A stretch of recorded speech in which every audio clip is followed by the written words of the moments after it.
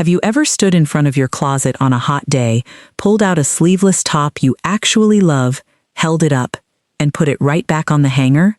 You couldn't quite name why. The top is beautiful, the color is right, but something about putting it on just didn't feel like the version of confident you pictured. Here's the truth. It's usually not your arms. It's the top. And once you understand the 7 real physical reasons most sleeveless tops fail women over 60, not opinions, not just love yourself platitudes, actual construction and fit mechanics, you'll never look at a sleeveless top the same way again. This matters because summer doesn't pause and wait for you to feel ready. Every season you sit out sleeveless because of a top that was never built with your body in mind is a season of comfort and ease, and frankly just feeling like yourself, that you didn't have to give up. And there's one trick on this list. Number 5. That almost no woman over 60 has ever been told, and it's the single biggest reason armholes gape, slip, and reveal exactly what you were trying to avoid. We'll get there. Welcome back to Style After 60, where we believe getting dressed should work with your body, not against it. If style that actually fits your real life is your thing, the subscribe button is right there. Let's get into it. Trick 1 is checking your armhole depth before you check anything else about the top. I understand why this gets skipped completely. When you're trying on a sleeveless top, your eyes go straight to the color, the neckline, how the fabric falls against your body in that first glance in the dressing room mirror. Nobody's taught to check the armhole first, even though it's doing more work than almost anything else on the garment. Here's the mechanism. A lot of sleeveless tops are cut with a deep, wide armhole, designed, frankly, for a younger frame where the underarm skin sits closer to the body and there's less need for coverage at that specific seam. On a mature arm, where there's naturally a bit more softness along the underside, a wide armhole leaves gaps that weren't a problem on the original pattern, but absolutely are now. Those gaps are what actually catch the eye, not your arm itself. It's the construction creating an opening where there shouldn't be one, and that opening is what reads as exposed rather than simply bare. The arm hasn't changed in a way that matters here. The hole cut around it has. I worked with a woman a few summers ago who told me she'd given up on sleeveless entirely at 63, not because she disliked her arms, but because every top she owned seemed to flash when she reached for something on a shelf. We didn't change a single thing about her body. We changed which armholes she was buying. By the end of that one conversation, she'd gone from owning 0 sleeveless tops to confidently wearing 3 she already had in her closet, just with a thin camisole layered underneath the ones with the worst gaping. The fix is a higher, narrower armhole, sometimes called a modesty cut in pattern making, though I prefer calling it a smart cut. Look for tops where the armhole sits closer to the shoulder and doesn't dip low under the arm. Brands are increasingly labeling this now, which they didn't even 5 years ago, so it's worth searching for specifically rather than hoping you'll spot it by eye on a hanger. Do it today. Take a sleeveless top you already own, raise your arms straight out to the side, and look in the mirror. If you can see straight down into the armhole, your bra, your side, all of it, that's not your body. That's the pattern, and it tells you exactly which tops in your closet to wear with a thin camisole underneath, and which ones genuinely fit you already without a single adjustment. But armhole depth isn't even the trick most women get wrong the most. The next one is about something most of us have never once thought about: the strap. Trick 2 is strap width, and it matters more than people realize. I get why nobody talks about this. A thin strap looks delicate, looks elegant, looks like what we were taught was the right way to wear sleeveless for decades. Magazines and pattern books for years treated the thin spaghetti strap as the universally flattering, universally elegant default, the same way they treated pointed toe heels as simply the shoe. Nobody questioned whether that default actually worked for everybody and every age. But here's the mechanism. A very thin strap creates a sharp, narrow line against the shoulder, on any shoulder with even slight softening. And that happens to every one of us with time. It's not a flaw, it's just biology. That thin, hard line creates contrast. A crisp, narrow line against a softer surface draws the eye directly to the difference between the two, the same way a single bold pinstripe draws attention to whatever it's crossing. It's not that your shoulder looks bad. It's that the strap is fighting the very thing it's sitting on instead of working with it. The fix is a wider strap, something closer to an inch and a half, sometimes even a structured cap sleeve strap that sits like a small extension of the shoulder itself. A wider strap distributes visual weight more evenly across the shoulder, so there's no sharp contrast line for the eye to catch on. It also, practically speaking, holds a proper bra strap underneath far better, which solves a second problem: visible bra straps. At the exact same time, with the exact same fix. Do it today. If you have two similar sleeveless tops, one thin strapped and one wide strapped, try them side by side in a mirror, in good light, not a dim dressing room. Look specifically at the shoulder line, not the whole outfit at once. You'll see the wide strap reads as more finished, more intentional, more expensive looking even if the two tops cost the same. Like the top was actually made for a real shoulder, not just designed to look pretty on a hanger. Trick 3, and I'll go quick on this one. Avoid clingy, slippery fabric and look for structure instead. The mechanism. Fast. A soft, clingy knit follows every contour of the arm exactly as it is, including movement, including the natural softening that happens with time. There's no buffer between the fabric and the arm, so every motion is visible. The fix. Structured fabrics. A woven cotton, linen, or a cotton-linen blend hold their own shape slightly away from the body. They drape with a bit of architecture instead of clinging, which means the eye reads garment first and arm second. Do it today. Pinch the fabric of a top you're considering between two fingers. If it falls flat and limp the second you let go, that's a clingy knit. If it holds even a small amount of structure, that's your better choice for sleeveless. Trick 4 is using your neckline to redirect the eye upward, on purpose. This is one I learned early in styling, and it still surprises people every time I explain it, because it has nothing to do with the arms at all. It's almost entirely about what happens above them. Here's the mechanism. The eye moves to the highest point of contrast or interest on the body first, before it travels anywhere else. A higher neckline, a boat neck, a mock neck, even a substantial crew neck, creates a strong horizontal or framing line right at the collarbone and face. That line becomes the first thing the eye registers before it ever travels down to the arm. You're not hiding anything, and nothing is being disguised.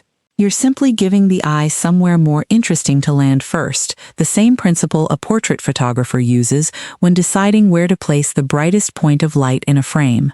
The fix is choosing sleeveless tops with a higher or more structured neckline rather than a low scoop or deep V when you want a bit more confidence walking out the door.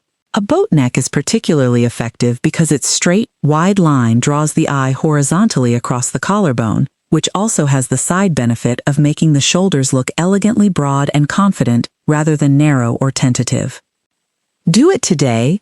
Try the same sleeveless silhouette in a low scoop versus a boat neck or mock neck if you happen to have both in your closet. Stand back from the mirror, not close up, the way someone meeting you would actually see you. Notice where your own eyes go first in each version. That's the trick working in real time, on your own face, in your own mirror. And here's something most women never get told straight. This isn't a trick to disguise anything, and I want to be clear about that, because the word trick can sound like it implies something's being hidden. It's the exact same principle a portrait photographer uses with lighting, or a jeweler uses when placing a pendant. Give the eye a clear, beautiful place to land first, and everything else becomes secondary, including things you were worried about that genuinely don't deserve that much of your attention. And here it is. The one I promised you at the very start. Trick 5 is understanding how the shoulder seam itself is built, because a misaligned shoulder seam is the single biggest reason armholes gape and slip throughout the day, and almost no one over 60 has ever had this explained to them in plain language. Here's the mechanism. Most ready-to-wear tops are built on a standard sizing block that assumes a certain shoulder slope and width, a kind of average shoulder that no single real shoulder actually matches perfectly. As we age, shoulder posture and slope shift slightly for almost everyone. It's simply structural, the same way shoe size can shift over the decades, or the way a wedding ring eventually needs resizing. None of that is decline. It's just the ordinary mechanics of a body that's been living and moving for 60+ years. When the seam doesn't sit exactly on your actual shoulder point, the whole armhole shifts position too, even by a small amount, and that small shift is enough to create gaping that has nothing to do with the size of the top, and everything to do with where one single seam happens to land. The fix is one most women have never considered, because it simply never occurs to most of us that a top can be adjusted rather than replaced, a simple alteration. A seamstress can raise or take in a shoulder seam in about 15 minutes, and it changes the entire behavior of the armhole. No more sliding, no more peeking, no more adjusting all day without thinking about it. This is, frame for frame, the single highest impact fix on this entire list, and it typically costs less than the price of a new top, sometimes less than a sandwich. Do it today. Try on a sleeveless top you already own and gently push the shoulder seam slightly toward your neck with one finger, just to test the theory. If the gaping at the armhole tightens up when you do that, you've just found your exact alteration. And it's worth $10 or $15 at a tailor to make that small shift permanent, on every top in your closet that has the same issue. That's the big one. But we're not finished. There are two more, and one of them is the trick that's been hiding in plain sight in nearly every closet in the country, completely unrecognized for what it actually is. Trick 6. Use a strategic topper instead of avoiding sleeveless altogether. I understand the instinct here completely. For years, the advice was either show your arms or cover them with sleeves. Full stop, no middle ground offered anywhere in between, as if those were the only two choices that existed. Here's the mechanism. A lightweight, open structure topper, a linen blazer left open, a mesh cardigan, a kimono-style layer with movement to it. Sit slightly away from the body rather than against it. It adds a visual frame around the sleeveless top without eliminating the cool, breathable feeling that made you want to wear sleeveless in the first place. You get the airflow and the option in the exact same outfit at the exact same time, rather than having to choose one or the other before you even leave the house. The fix is owning 2 or 3 of these specific toppers in lightweight, breathable fabric. Not a heavy cardigan, which defeats the purpose entirely and just trades one discomfort for another, but something genuinely open and airy that moves when you move. A relaxed linen jacket you can leave unbuttoned is the single most versatile piece in this category because it works over almost anything else you already own. Do it today. Take the sleeveless top you've been avoiding and throw on the lightest jacket or wrap you own over it, left open, not buttoned closed. Look at how different sleeveless with an open layer feels from either fully bare or fully covered. It's a genuinely separate third option, and here's the part that gets me every time I explain this to a client. It's been sitting in the closet the whole time, just never considered as a solution to this specific problem. And trick 7, the last one. Stop choosing necklines and silhouettes that fight your proportions in the rest of the outfit, not just the top itself. This is the gentlest one on the list, and maybe the one that matters most long-term. We were taught to think about the sleeveless top in isolation. Does it look good by itself, on the hanger, in the mirror, in that one moment? Instead of as one piece working in relationship with everything else on the body. Here's the mechanism.